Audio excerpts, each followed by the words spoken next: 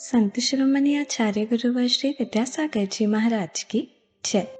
और हम योग प्रणेता मुनि श्री 108 प्रणम्य सागर जी महाराज की जय। ओम अरहम नमः।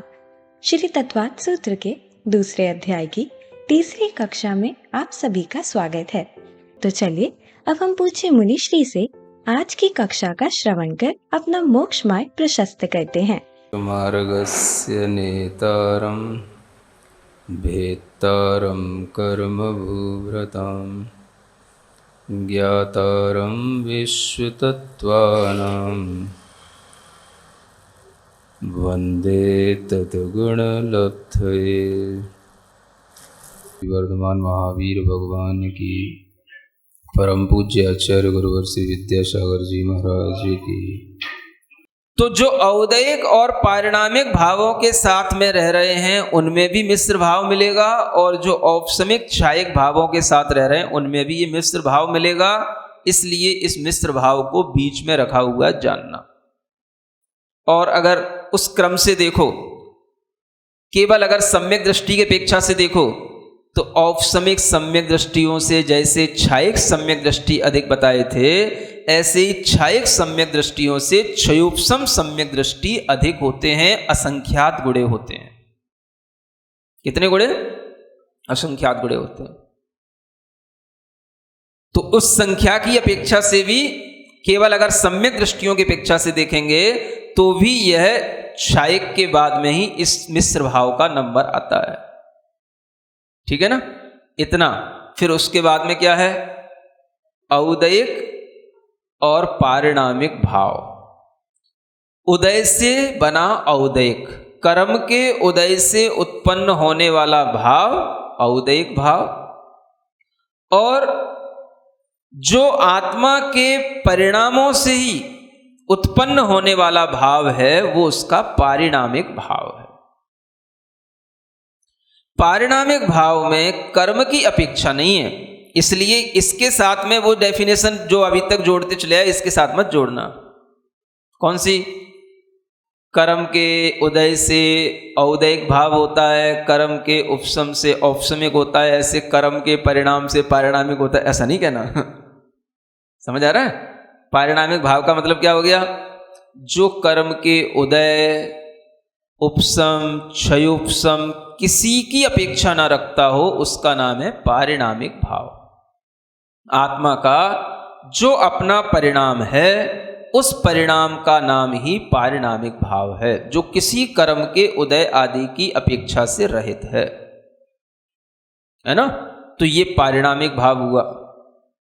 ये औदैहिक भाव और पारिणामिक भाव सब संसारी जीवों में मिलेंगे, चाहे वो निगोद जीव हो, चाहे वो कोई पृथ्वी काय आदि एक इंद्रिय जीव हो या दो इंद्रिय जीव हो। सभी जीवों में औदैहिक भाव और पारिणामिक भाव तो नियम से मिलेंगे ही, और साथ में मिश्र भाव भी मिल जाएंगे, क्योंकि ज्ञान आदि का क्षयोपशम किसी ना किसी में कुछ ना कुछ तो अवश्य होता ही है। तो इस तरह से ये तीन भाव सभी संसारी जीवों में रहते हैं, लेकिन इनकी जोड़ी अलग है। किनकी? औदैहिक की और पारिणामिक भावों की, है ना? ये इसलिए है कि औदैहिक और पारिणामिक भाव वाले जीव जो है ये हमेशा अनंत संख्या में मिलेंगे। ये असंख्यात गुणे नहीं है। अब ये क्या हो गए? ये अनंत संख्या वाले हो गए। माने जितने भी संसार में भव्य भव्य जीव हैं सबके अंदर औदैहिक भाव भी होता है और पारिणामिक भाव भी होता है। तो औदैहिक भाव कैसा? कोई ना कोई गति का उदय होगा, चार गतियों में ही तो जीव रहेगा, तो गति औदैहिक भाव है। माने मनुष्य गति के उदय में मनुष्य बनता है, त्रियंश गति के उदय में त्रियंश बनता है, इत्यादि। समझ आ रहा है? तो कोई भी जीव जिस गति में होगा, जिस जाति में होगा, वह उसका औदैहिक भाव कहलाएगा। तो वो औदैहिक भाव उसके साथ हमेशा रहना ही है। और पारिणामिक भाव जो जीव का अपना चैतन्य भाव है, तो जीव अपने चैतन्य भाव को तो कभी छोड़ता नहीं, तो वही चैतन्य भाव उसका पारिणामिक भाव है। जो चैतन्य आत्मा है वो उसका क्या हो गया? पारिणामिक भाव। तो इस तरह से ये पांच भाव जीव के क्या हैं? स्वतत्व हैं, माने ये जीव के स्वभाव हैं। अब इनमें से कुछ तो स्वभाव ऐसे हैं जो अपना वास्तविक स्वभाव हैं या वास्तविक स्वभाव बन जाएंगे, लेकिन कुछ ऐसे हैं जो हमारे स्वभाव नहीं है लेकिन हमने उन्हें अपना स्वभाव बना लिया है। जैसे किसी के अंदर कोई बुरी आदत लगातार पड़ी रहती है तो वो उसका स्वभाव बन जाती है। सुन रहे हैं? तो ऐसे कौन कौन से भाव हैं, इसकी भी थोड़ी सी छांटाबीनी की जाए, है ना। एक देखो, शुरू से ही चले। मान लो औपसमिक भाव है। औपसमिक भाव हमारा स्वभाव कैसा है? स्वभाव तो सभी हो गए, लेकिन अब ऐसे भावों की छांटाबीनी करना है कि जो स्वभाव हमेशा रहे, जो स्वभाव बीच में आया बीच में चला गया, और जो स्वभाव हमेशा से आया था और हमेशा रहेगा। इसको किस लैंग्वेज में आप समझेंगे? तो इसके लिए वही भाव है। देखो, एक अनादि अनंत, क्या बोलते हैं? ये तो सब सीख गए ना आप लोग, है? अब जो ऑनलाइन सुन रहे होंगे वो नहीं सीखे होंगे, आप लोग सीख चुके हो इसलिए कह रहे हो हाँ सीख गए। एक तो हो गया अनादि अनंत। अनादि अनंत का मतलब बिगिनिंग लेस टाइम से था और एंड लेस रहेगा, उसको क्या बोलेंगे? अनादि अनंत, जिसका ना शुरुआत है ना जिसका कोई अंत है। ठीक है। कुछ भाव ऐसे भी होंगे जो अनादि शांत हो जाएंगे। अनादि काल से तो आ रहे हैं लेकिन हम उन्हें शांत कर सकते हैं, उनका अंत कर सकते हैं, वो क्या कहलाएंगे? अनादि शांत। कुछ भाव ऐसे होंगे जो अनादि से तो नहीं थे लेकिन हमने उन्हें उत्पन्न किया, तो वो कहलाए सादी, माने उनकी हमने शुरुआत की, विद बिगिनिंग और विद एंड।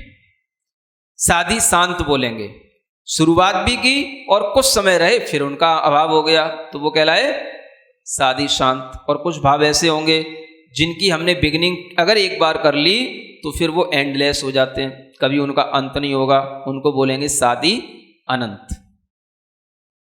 आ रही बात समझ में? हाँ तो बोलो।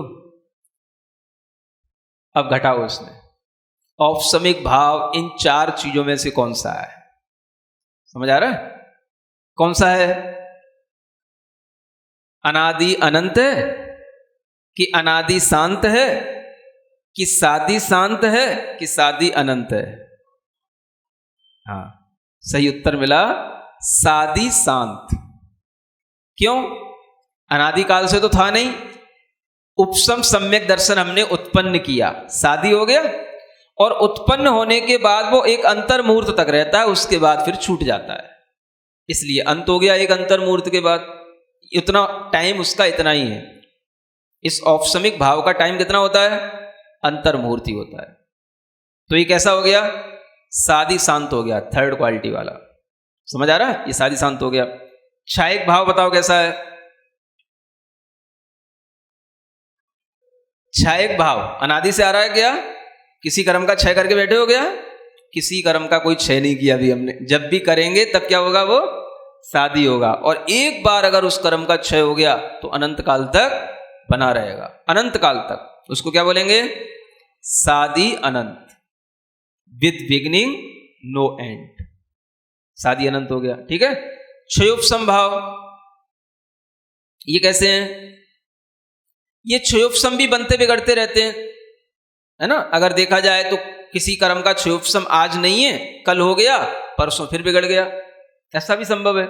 एक गति में है दूसरी गति में नहीं है, तो ये भी शादी शांत में ही जाएगा। क्षयोपसम भाव भी कैसा हो गया? शादी शांत। फिर देखो आगे औदैहिक भाव। औदैहिक भाव भी कर्म के उदय से हो रहा है, जब तक कर्म का उदय रहेगा तब तक रहेगा, बाद में वो भी नष्ट हो जाएगा। तो ये भी कैसा हुआ? ये भी शादी शांत हुआ। फिर देखो पारिणामिक भाव। पारिणामिक भाव क्या मतलब? ये कभी भी हमारी आत्मा में कर्म के कारण से नहीं हुआ, इसलिए कर्म मिट भी जाए तो भी ये रहेगा और कर्म रहेंगे तो भी ये रहेगा। ये क्या कहलाया? ये अनादि अनंत भाव कहलाया। समझ आ रहा है? ये पारिणामिक भाव जो अनादिकाल से है अनंत काल तक रहेगा। जो भी थोड़ा सा एक्सेप्शन होगा वो आगे बता दिया जाएगा, एक सामान्य से इतना समझना है ना। जो लोग पढ़े लिखे होते हैं उनके दिमाग में बहुत जल्दी प्रश्न भी आने लग जाते हैं, तो वो अपवाद जो होते हैं बाद में बताए जाते हैं, पहले एक सामान्य नियम होता है, ठीक है ना। तो इतना समझना।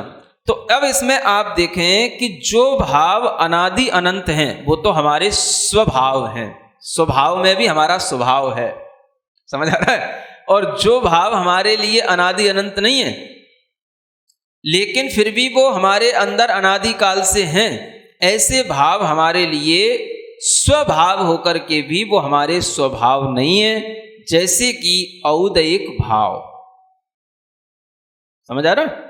औपसमिक आदि भाव भी हैं लेकिन वो हमारे लिए कुछ तो अच्छे हैं, मोक्ष मार्ग के कारण होने से कुछ तो अच्छे हैं, शुरुआत हो जाती है उनके कारण से मोक्ष मार्ग की। लेकिन औदैहिक भाव ऐसे भाव हैं जो हमारे लिए बहुत अच्छे नहीं होते या हमारे लिए हमेशा मिलते रहते हैं, इनमें कोई बहुत बड़ी बात नहीं होती, लेकिन हम उनके उदय में अपने आप को वैसा ही मान लेते हैं जैसे कि कोई भी जब तक इन भावों का वर्णन न सुने तब तक वह अपने आप को मनुष्य के अलावा कुछ और मान ही नहीं सकता।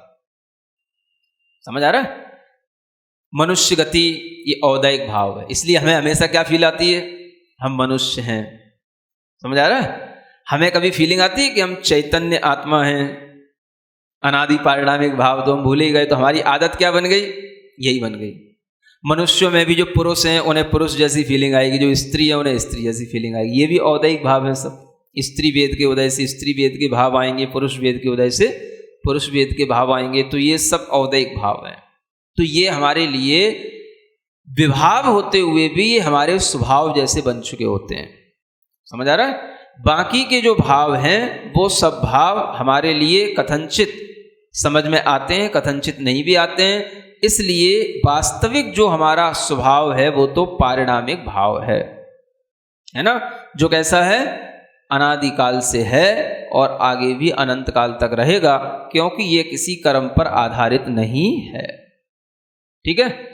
इस तरह से इस सूत्र के व्याख्यान को समझने के बाद में अब आप इन भावों की और डिटेल जानेंगे जब ये आगे के सूत्र आप थोड़ा सा और पढ़ेंगे। तो सबसे पहले इन भावों की जो विभाजन है वो बताए जा रहे हैं कि कौन से भाव कितने प्रकार के होते हैं। ठीक है, पढ़ें आगे का सूत्र। द्विनवाष्टादशैक विंशति त्रिभेदा यथाक्रमम्। पढ़ो।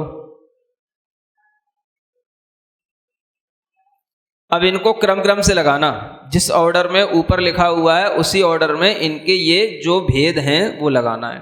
द्वि माने दो प्रकार के। कौन से भाव? औपसमिक भाव दो प्रकार के होते हैं, है ना। कौन से होते हैं? अभी जल्दी नहीं करो, आगे बताया जाने वाला है। फिर छायक भाव कितने प्रकार के? 9 प्रकार के होते हैं, पहले संख्या जान लो। फिर मिश्र भाव माने छायोपसमिक भाव कितने प्रकार के? अष्टादश माने 18। कितने प्रकार के? 18 प्रकार के होते हैं। और फिर उसके बाद में औदैहिक भाव 21 माने 21 प्रकार के होते हैं। और उसके बाद में पारिणामिक भाव ये 3 प्रकार के होते हैं। ठीक है। अब इनके हमने भेद समझ लिए, क्रम क्रम से इनको लगाना और जिसके जितने भेद हैं उतने भेदों को ही ध्यान में रखना, और कोई भी भेद को किसी दूसरे भाव के साथ मत जोड़ना। जिस भाव का जितना, जिस क्रम में जो भेद बताया जा रहा है उतने ही भेद जानना। हम आपसे बीच में से पूछ तो लें, लेकिन आप उसको बीच में से भी उसी ऑर्डर के साथ जोड़ के बताना। छायक भाव कितने प्रकार का? 9 प्रकार का। ठीक है ना। इतना तो ध्यान में रख के चलो, याद ही कर लो। हाँ, होमवर्क आपके लिए कोई अलग से देना तो मुश्किल है, आपके पास टाइम भी नहीं है ना। अच्छा टीचर तो वही होता है जो क्लास में ही सब रटा दे। सुना तो ऐसा ही हमने। तो छायक भाव कितने प्रकार का? 9 प्रकार का। 21 प्रकार के कौन से भाव होते हैं? औदैहिक भाव। बोलो, तुम भी बोलो, हमेशा ही करते रहोगे। 21 प्रकार के कौन से भाव होते हैं? औदैहिक भाव, है ना। औपसमिक भाव कितने प्रकार के? 2 प्रकार के। 3 प्रकार के भाव कौन से होते हैं? पारिणामिक भाव। छायोपसमिक भाव कितने प्रकार के? 18 प्रकार के। समझ आ गया? ये इस तरह से हम कुछ भी पूछें आपको आ जाना चाहिए, बिल्कुल परफेक्ट बनना है, ठीक है ना। ये 5 भावों के नाम याद करना, और इन्हीं 5 भावों के साथ में इन 5 भावों की संख्याओं का भी ये ज्ञान करना, तब आपके लिए आगे की चीजें भी समझ में आने लगेंगी, ठीक है।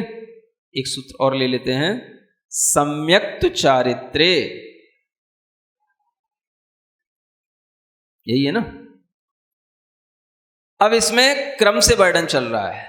सबसे पहले 2 प्रकार के औपसमिक भाव हैं, उनका कथन इस सूत्र में किया गया। औपसमिक भाव 2 चीजों से ही संबंध रखते हैं, सम्यक्त से और चारित्र से। सम्यक्त के साथ होंगे तो उसको बोलेंगे औपसमिक सम्यक्त, और चारित्र का संबंधी कोई भाव होगा तो वो कहलाएगा औपसमिक चारित्र।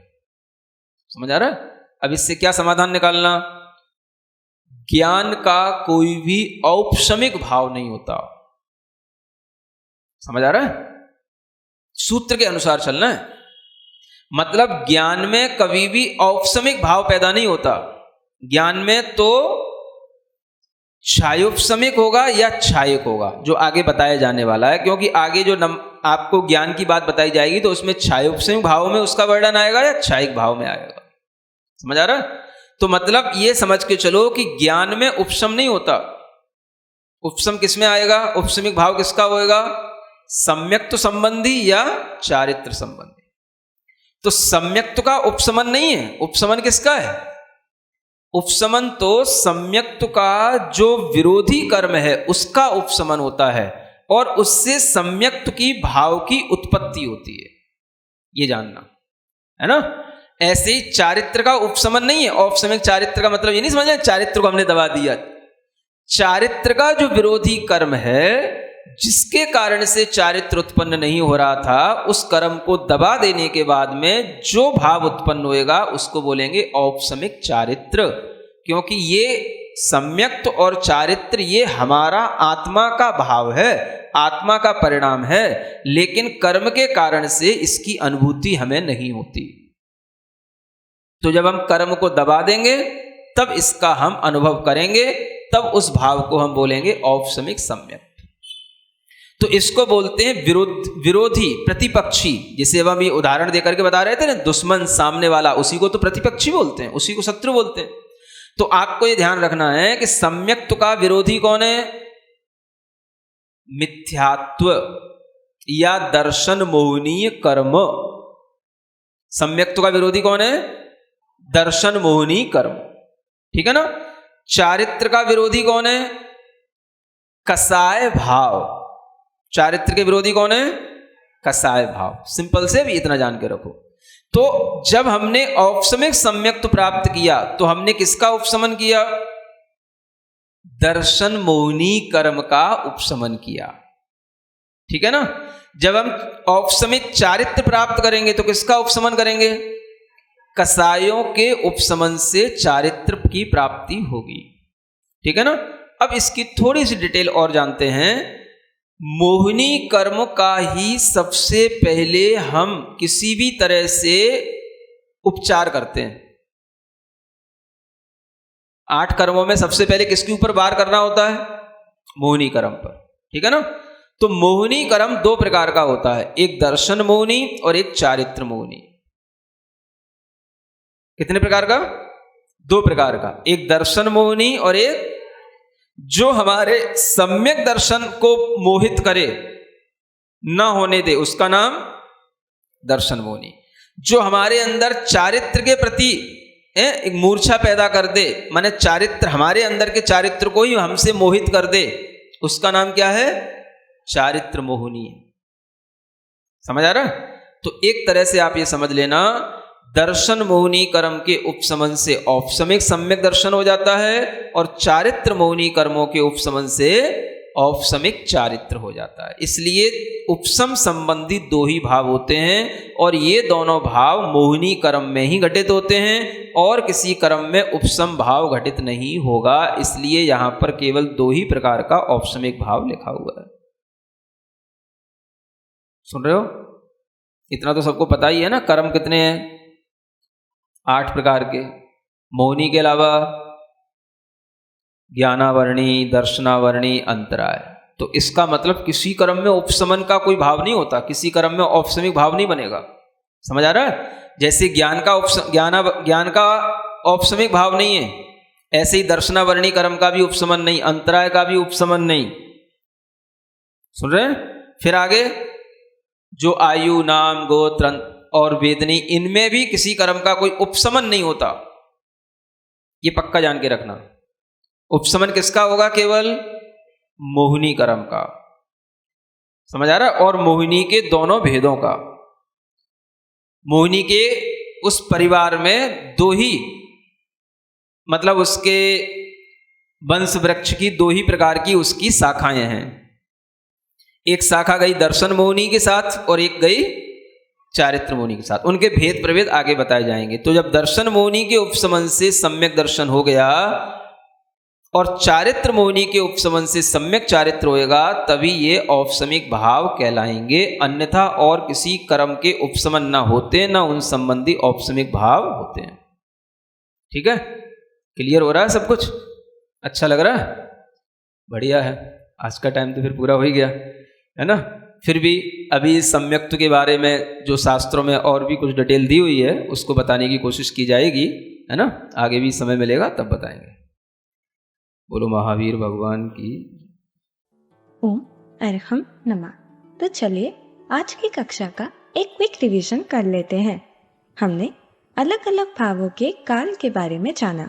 अनादि अनंत अर्थात जिसकी ना शुरुआत है ना कोई अंत, जो भाव सदा से रहे हों और सदा रहेंगे, जैसे पारिणामिक भाव। यह कर्मों से निरपेक्ष है, अतः यह कर्मों से इंडिपेंडेंट है। अनादि शांत अर्थात जो अनादि काल से तो आ रहे हैं लेकिन हम उनका अंत कर सकते हैं। सादी शांत अर्थात जो उत्पन्न होते हैं और अंत को प्राप्त होते हैं, जैसे औपशमिक भाव। उपशम सम्यक दर्शन उत्पन्न होने के अंतर्मुहूर्त पश्चात अंत हो गया। सादी अनंत अर्थात जिसकी अगर हमने शुरुआत कर ली तो कभी उनका अंत नहीं होगा, जैसे क्षयिक भाव। किसी कर्म का क्षय करने से क्षयिक भाव सादी हो गया, मगर अब वह अनंत काल तक बना रहेगा। क्षयोपशमिक और औदैहिक भाव भी सादी शांत होते हैं, क्योंकि क्षयोपशम भी बनते बिगड़ते रहते हैं। किसी कर्म का क्षयोपशम आज नहीं है, कल हो गया। एक गति में है, दूसरी गति में नहीं है। औदैहिक भाव भी कर्म के उदय से हो रहा है। जब तक कर्म का उदय रहेगा तब तक रहेगा, बाद में वह भी नष्ट हो जाएगा। हमने स्वभाव और स्वभाव के अंतर को भी जाना।